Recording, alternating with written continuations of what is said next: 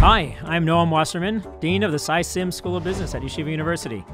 I was a longtime professor at Harvard Business School, an entrepreneur, and a venture capitalist. I wrote the bestseller, The Founder's Dilemmas. And I'm Charlie Harary. I've been working with companies for over 10 years. And that book, Founder's Dilemmas, and the challenges faced by the 10,000 founders in it is the basis of this podcast. We are delving into the issues faced by startups to help you avoid the pitfalls that claim so many good companies. Let's get started. And welcome, everybody, to Founders Dilemmas podcast. I'm Charlie Harary, here with Team Wasserman. We are interviewing Eli Portnoy, and we are in the middle of an incredible conversation. I wanted to bring you episode 2. Let me begin by, of course, going to the one and only Dean. Dean, kick us off. Hey, thank you, Charlie. Great to be back with you and to be back with Eli. Thank you, Eli, for all the insights, all the experiences, and all of, if anything, bringing science to the art of being able to find an idea, be able to have process that you can bring to it, and be able to not have it be a hunt for lightning and the light bulb going off, but instead being able to have it a little bit more predictable and a little more effective than it would be if you weren't as intentional about it. Let's head into a little bit of a later stage in terms of the growth of the ventures. Still early stage. We're going to get to the latest stage in terms of the selling part of it. But in terms of being able to have now idea and then being able to turn idea into an investor fundable company, something that investors will envision that they want to give the resources to because there's going to be some kind of outcome that they'll be able to point to, some points on the board, some money coming in, some ways in which the investors should re-up in their venture fund or that they should re-up in their own angel investing and things like that.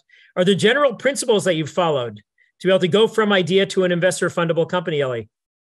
Yeah, so it's probably the hardest part for me personally is going from like getting to an idea that I feel really excited about to getting investors excited about it. And I think the reason it's so hard for me is because there's so much like pre-work and context that I've spent trying to develop the idea and then figuring out like what the right level of information to give investors so that they understand this problem set in the same way that I do and can understand the solution in the way that I think it needs to happen. That's tripped me up a lot. And so because these tend to be complex business level problems that most VCs don't have a ton of direct exposure to, I have found that the best way to get them on board is to show them proof points. And so the proof points tend to be things like at the very, very early stages, it's just quotes from potential customers and just showing them that I have 150 people who I've spoken to are excited about this idea. And later on, it becomes about the revenue and then ultimately becomes about some of the more foundational metrics. But there are people I know who are really good about telling the story. And there are some businesses that are also just better suited for the story.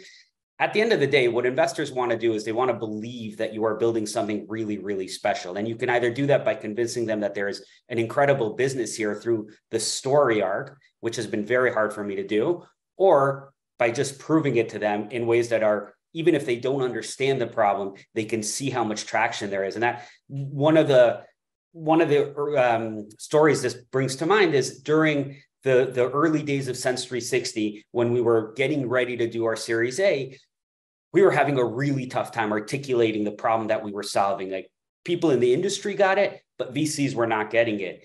And I basically at one point just forwarded like 7 or 8 emails that I had gotten back from like massive restaurant chains about how excited they were about the product. And I just forwarded it to them and everything changed. Like we got term sheets almost immediately after that. And so I don't have a perfect way to go through it other than if you have a story, great. If you don't, then find whatever proof points you can that help articulate why this is going to be so big. Mm-hmm. I wonder if part of this is what you said earlier, which is the care to have a certain level of understanding of each part of the business. I find that when you're watching a pitch, I've been on both sides. So doing a pitch and reviewing a pitch. So when you watch it or you're doing it, I find that people ask questions that are, around the business or in the business. And when people start to stumble because they don't really know, you start to ask yourself, do they care enough to really get each of these details? And so the story works. And I think what happens is, and I'm asking, I'm not telling, is investors are trying to smell confidence and trying to see if you really own it and it's really yours, and and this is your baby, and you're gonna not let his money or her money go to waste. And as soon as people start to stumble because they didn't spend those hours figuring out how the projections really work, or what are the assumptions under the sales projections, or what was the feedback from the street when this happens, I think those sort of second and third, degree questions start coming up, and people start, sort of hemming and hawing because they don't do their work. I think that's where things start falling apart. Yeah, for sure. I mean, this goes back to the very, very first thing we talked about in the first episode, which was around business fundamentals. And VCs are ultimately not investing in a product, they're investing in a business. And if you can't talk about the business thoroughly and understand those second order effects and how the metrics all like come together and what you're building, and you just come across as someone who understands the product, that's much, much harder. I think investors have a harder time with that. And if you come in and you show like real depth, it's just easier to have confidence and give someone money. I agree. Okay, so great stuff in terms of the some of the lessons around that, but let's backfill a few details. So you brought up Sense 360. We kind of like glossed over. We talked about Think Near and the biggest exit of Techstars. You then worked for 6 more years after you exited from that acquisition on Sense 360. Talk to us about, and then had an exit from that also. Talk to us about each of those ideas. We already heard about the AI one that you're pursuing now. What was Think Near's idea? What was Sense 360's idea? Just a brief overview of that. And then we'll get into some of the overarching lessons that you've learned from them before we get into the exit. Yeah, perfect. So Think Near started as an idea around the mobile device. So this was 2011. The smartphone had been in market for about 2 years. Consumers were flocking to it. Usage was exploding. And we thought that there was some really interesting opportunities there for advertisers to reach consumers. And the first version of the product was basically like a couponing app for small businesses, which never, ever, ever worked. But it was that flag in the sand. What we really quickly realized was that we wanted to use the ad networks to get our coupons in front of consumers who were near a business. And when we worked with all these different ad networks, they actually couldn't take our ads and show them in a hyperlocal way. And we said, this is crazy. This is a smartphone that's portable, that's personal, that has a GPS in it. Why can't they do something so obviously basic and important? And when we realized that they couldn't do it because they didn't have the right infrastructure, we iterated into that and built the ad tech infrastructure to show ads based on hyperlocation. And that ended up getting a lot of tailwind, and we had that very quick exit. For Sense 360, the idea was we've got these smartphones again, and this time we're actually seeing so much interesting data being generated from them. How do we use that data to help developers build better app experiences? So the big idea we kept talking about was, imagine if Uber could know that you were leaving a bar and that you weren't walking straight, and they could ask you if you needed a car ride home. And so we wanted to build a platform to enable apps to do stuff like that. Turned out that was a really hard business for a lot of different reasons. But the more we got into the data, we started to realize that there were lots of very interesting apps that were paying users for their data that we could work with to get that data and then use it to build intelligence platforms for retailers. So very sort of like iterative, evolutionary series of pivots to get there. And and so we sold dashboards with really interesting insights to very large retailers and restaurant chains. Okay, great. Thank you for the overview of those. And it fleshes out a bit more about a bunch of the process stuff that you've been talking about with the idea, how you get to Fundable, and then how you get to exit. If you could just give us a couple of quick hits on a couple of questions, and then we'll get into the exit, the selling part of it. Biggest lesson you've learned about co-founding through all of these iterations, and then the biggest pitfall that you've learned to avoid. So a co-founding lesson, and then pitfall to avoid.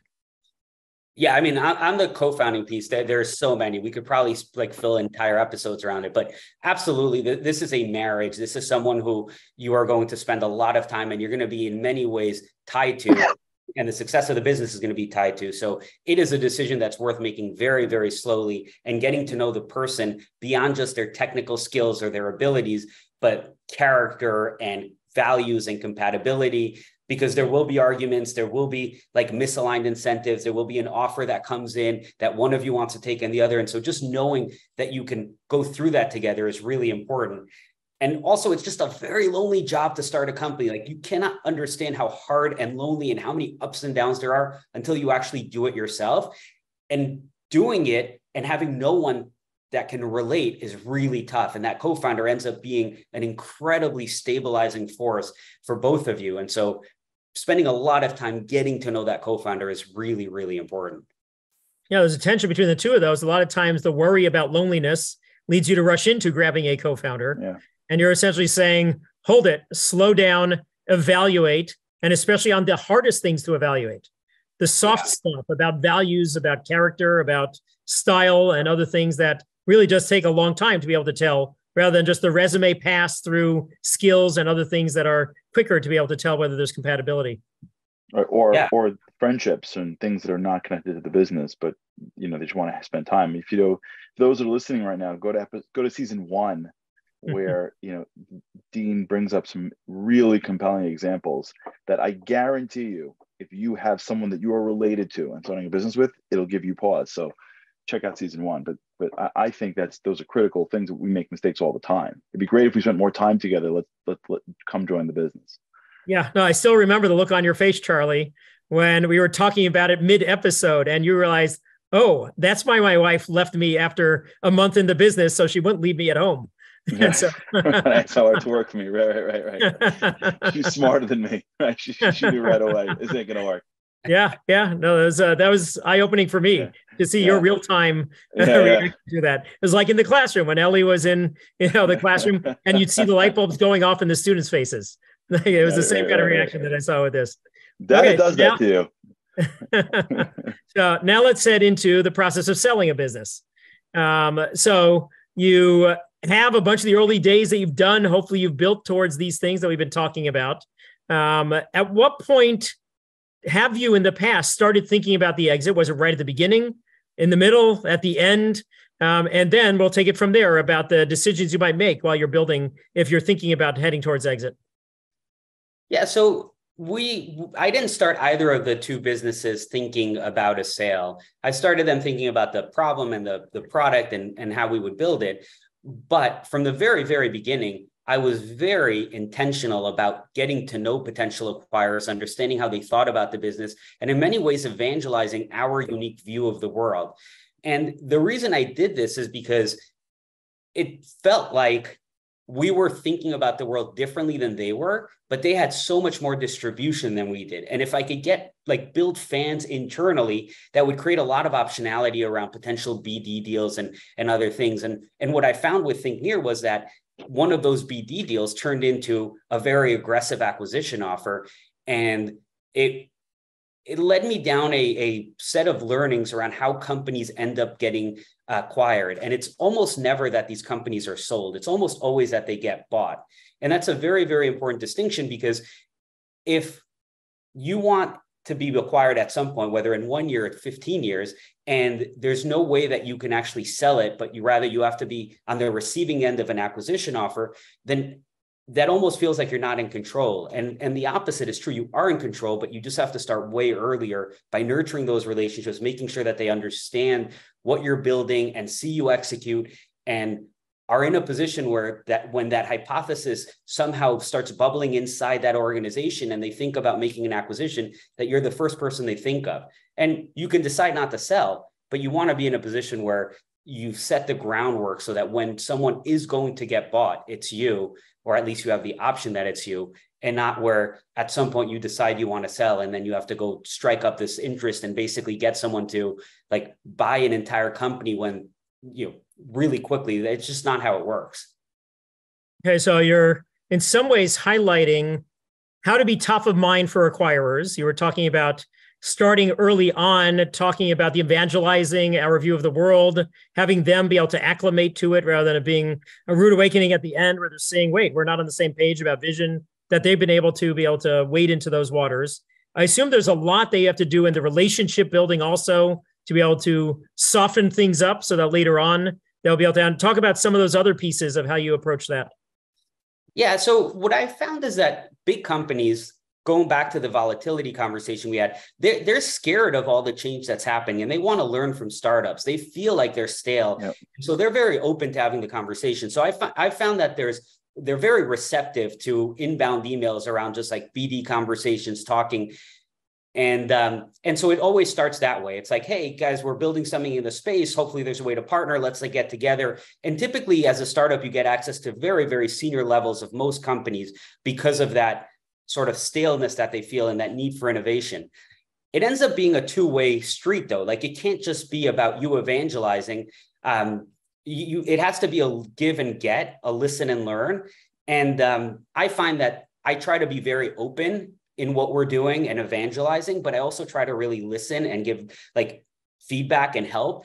And I just have so much faith that because they're a big company, that big tanker ship that we talked about, they're going to have a very hard time actually competing with us anyway. And so I try to spend a lot of time in the relationship giving and teaching, and it ends up benefiting me too, because I learned so much about how they operate and where their blind spots are and where they have trouble moving into. So it ends up being, I think, helpful to both. And it also develops a lot of trust that allows for opportunities later on. I remember reading a McKinsey report, how, if you look at growth at company levels, the most successful path of growth is acquisition. And so, I think that when a startup is open and connected to a larger company, tie goes to the startup, in that they're constantly looking at them as a potential acquisition target, because they know they can't build it in-house. Unless someone has worked in a big company, it's really hard to appreciate how hard it is to build new things in a company. Like, people look from the outside and go, they've got so much money and time and resource. Until you have a big company mindset, you don't appreciate just how hard it is to do things in a way that is as flexible and as iterative as a startup. And it's like this weird dynamic that people don't appreciate, that companies, to grow, learn that it's easier to acquire or make a bid for a startup than it is to build it internally. Yeah, I think so. Okay, so let's get into a little bit of another one of the arts of the exit part, and that is the timing around it. What are the signs that you can see that it is time to exit? So for instance, to frame it a little bit, the last day of Founders Dilemmas, I don't know if you'd remember this, but we had Tom and Tom Day, the founders of Nantucket Nectars. And one of the Toms talks about that he had seen too many founders ride their startup up the mountain and then keep going down the other side of the mountain, overstaying their welcome. Given Nantucket Nectars' realm, he had actually a great metaphor for it. He said that he's seen too many founders go beyond their expiration date. And so all sorts of ways that you might hit it too soon. You might be selling just before, scale up, and all sorts of ways that you're about to hit an explosive growth phase, or you might overstay your welcome. How do you think about the timing side, about the when to sell? It's so tricky. And there's so much like business to business, like just context that's very hard to generalize. I would say the first reason to sell is if you get an offer that feels like it's paying you for a lot of the upside. If you get an offer that is basically rewarding you for everything going right over the next couple of years, it's really hard to say no to that. I think the other reason to sell is if you don't believe in the business. If you don't believe in the business, that's probably a good reason to sell.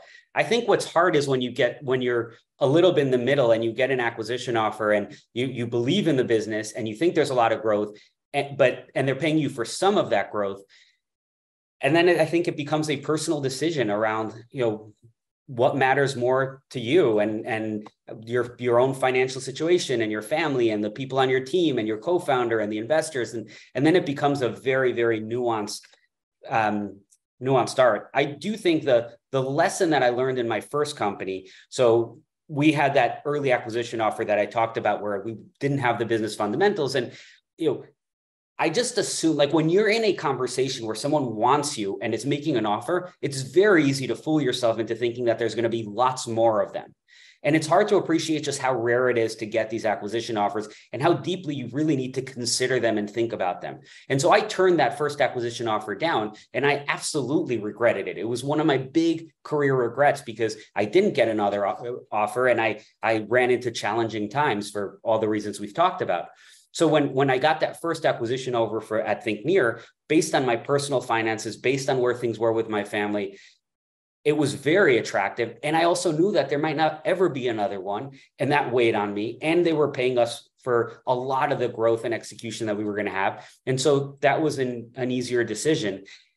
And so it really just comes down to all of these different scenarios and where you are and what else is out there and how much you believe. But the only advice I could really give is that I think for first-time founders, it's worth taking an early exit rather than waiting it out, because the upside of that first exit is very material, not just the money, but having the success, seeing what that process looks like. You're in a better position to then raise money and start another company and have more success with it.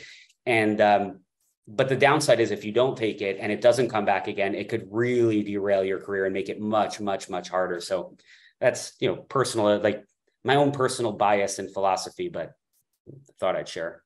Yeah, very interesting. So go ahead, Charlie. I wonder, and I want to get your thoughts on, wonder if part of the decision is based on sort of a self-awareness of your natural strengths and the task that's ahead, and how sometimes in the development or the evolution of a company, they just need the leader needs to do different things. And what makes the natural strengths of a leader in stage one is not stage two. And I wonder if founders that are incredibly self-aware are able to sort of sense that to be great at the next level, it's not who I am. And so when this company is making this offer, even if I reject it, I'm really not at the top of my game. And I just wonder if self-awareness is such a critical piece of an entrepreneurial's journey to make these real decisions. Yeah, I think it has to be. It's so much of the process of building a company does come down to self-awareness around what people do you hire, who do you surround yourself with, what things do you focus on, and what things do you let others focus on, what control do you give away? Because when you start, you control everything. And so everything is just like giving control to different people. And that requires a self-awareness that like these people can do it better than you can. And so I do think there is a very big element of that when deciding whether to sell or not, and realizing whether self-awareness at the company level, does the company still have the upside that you hope it does? And do you have the upside? Like, can you scale? And so, yeah, absolutely. Self-awareness is key. Yeah. So Eli, in terms of the timing on ThinkNear, very interesting to hear your reflections on, let me grab it when we have that offer, when it's come. Post-acquisition, you kept leading ThinkNear. That gets into one of the questions about whether the founder should stick around after selling. But post that acquisition, you grew the revenues of ThinkNear nearly 20x from what they were at the acquisition. Did that introduce any regret about having taken it too soon? Any other reflections that you have about the post-acquisition part of what you went through? No, I've never regretted that acquisition or the Sense 360 acquisition. In my opinion, there is just so many different variables that come into play. And the only decision I've ever regretted was not selling my first company. So even though the company grew and it was probably worth more, then later on it was worth less. And when the ad tech market compressed valuations. And so it's too hard to go back and think through it that way. I felt very confident that it was the right decision for me and the company and the family and everyone around.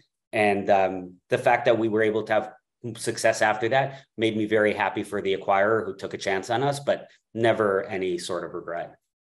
Okay. No, it's awesome to hear. And also how you applied that key lesson in a very productive way that you had from your pre-MBA startup and the non-exit with that.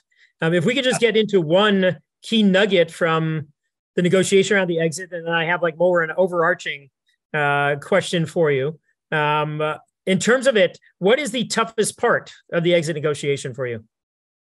I think the toughest part is that there's so many different invested parties, or you have the acquirer and you have to really understand what they're trying to do. And you have your team and you have your investors and you have yourself. There's just so many different dynamics and not all incentives are aligned. And so figuring out how to get the acquisition to happen and to be beneficial for everyone and to work through it is really, really tricky. The other thing that's tricky is before you accept the offer, the LOI, before you sign the letter of intent, you hold all the power. You are absolutely in control of the situation. You're negotiating. You can ask for different things. As soon as you sign that LOI, the power shifts to the buyer because you've now signaled that you're willing to be bought. And now they've got 30, 45, 60 days to look at the underbelly of your business. And if they walk away, that's a really, really bad signal if you want to fundraise or if you want to get acquired again. And so the dynamics shift pretty dramatically. And it's a very scary time where you just are trying to make sure the deal closes, and running the business and in a very vulnerable position. So that would be it. Okay. So let's just get to a little bit of the post-acquisition that you had there. One of the awesome things that people pull up your LinkedIn profile is that, what does it say that you're doing after the acquisition of Sense 360? You were dad, sabbatical, full-time for 5 months. Was it a given that you were going to dive back into founding? What were the influences, the main influence on you for heading back into the game after dad, sabbatical, full-time, 5 months? Yeah. So when I left Sense, I really needed to take some time off. I wanted to. It'd been a grueling 11, 12 years of 2 startups, and it just felt like the right time to have a little bit of introspection and ask myself the question of like, what's next? So I spent a lot of time with my wife, my kids, a lot of really, really special moments. But at the same time, I was trying to figure out, what do I want to do next? And I took a very open mind to it. I explored all sorts of stuff. I did some angel investing. I joined a couple of boards. I looked at different actual jobs, working at a company again. I thought about being a professor. I really tried lots of different things, and all roads kept coming back to the thing that I enjoy the most is building. And I just couldn't shake it. I felt like there was this gravitational pull and I was fighting it because I just didn't want to go back to the same thing. But there was nothing else I wanted to do. And when I came to that realization, it became very clear that I wanted to go start another business and I wanted to go back to the very, very early stages. And I'm having such a good time. It is so much fun. I think this is the most fun I've had ever. And I'm really glad I'm back at it. And I have a feeling that whatever happens with this one, I'll probably be back at it again after. Okay. I do remember, though, from when you were in the midst of it, that Judy, your wife, also played a pretty pivotal role at pushing you to get back into the game as opposed to what you might expect her to do. Honey, stay on the sabbatical, stay on the sidelines. And then also the kids and some of the things that you were embodying for them that also entered into it. Can you talk a little bit about that? Yeah. I mean, it was a very, very important period for me because I really did want to be introspective, not just about what I wanted to do, but what it meant for all the people around me, because being in a startup is really intense. There are some really big ups and downs that are very hard to manage. And it's also very time consuming, which affects the kids and my wife, Judy. And so that played a role in why I was fighting that gravitational pull. And when I talked to Judy was very clear. She knows me better than I know myself. And what she told me is, this is what makes you happy. This is what you need to do. So go do what makes you happy, and we'll find the right ways to create the sort of structure around it so that we can be the family that we want to be. And one of the things that was really interesting about my kids is they got really, really quickly comfortable with the idea that I was just at home. And it started to become an issue because I wasn't being the role model and the influence that I wanted to be on them. I wanted them to see that you have to work really hard to accomplish things in life. And yet here I was just lounging around. And it became very clear to me that beyond just what I wanted to do, I needed to make sure I set the right example for my kids.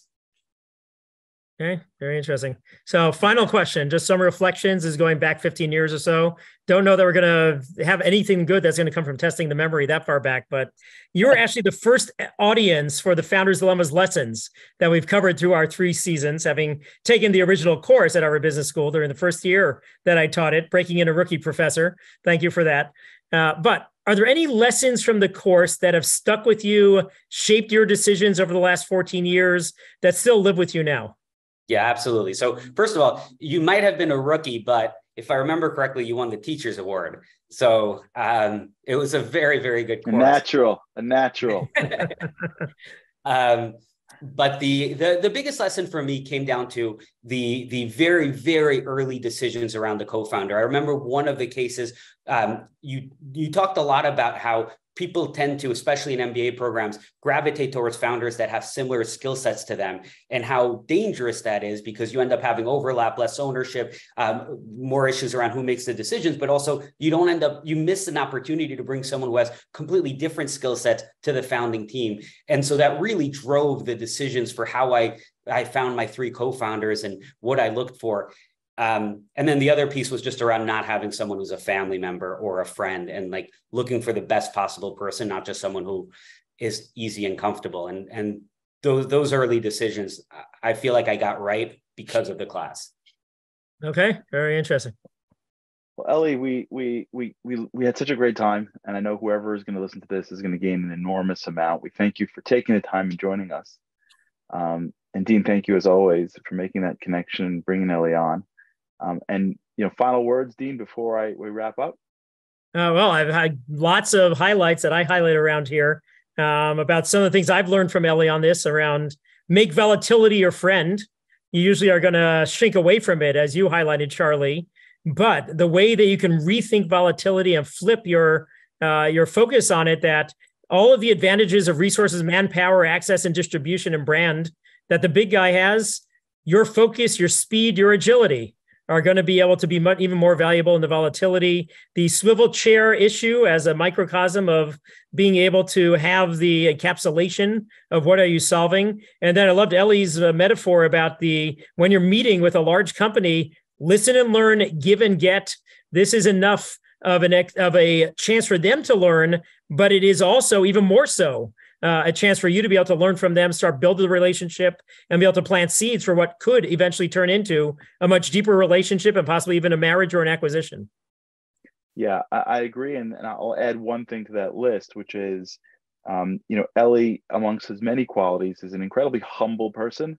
And when you hear him speak about feedback, iteration, listening, learning, being okay with things you don't know 100%, but know enough,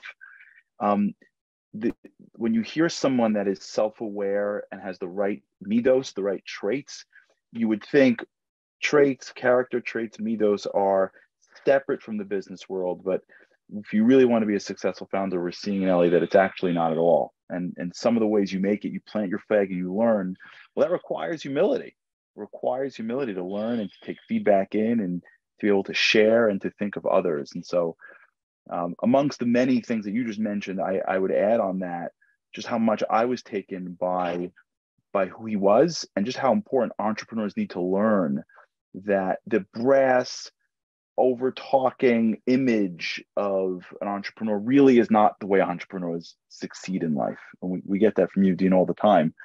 It's nice to see the support coming in from the entrepreneurs as well.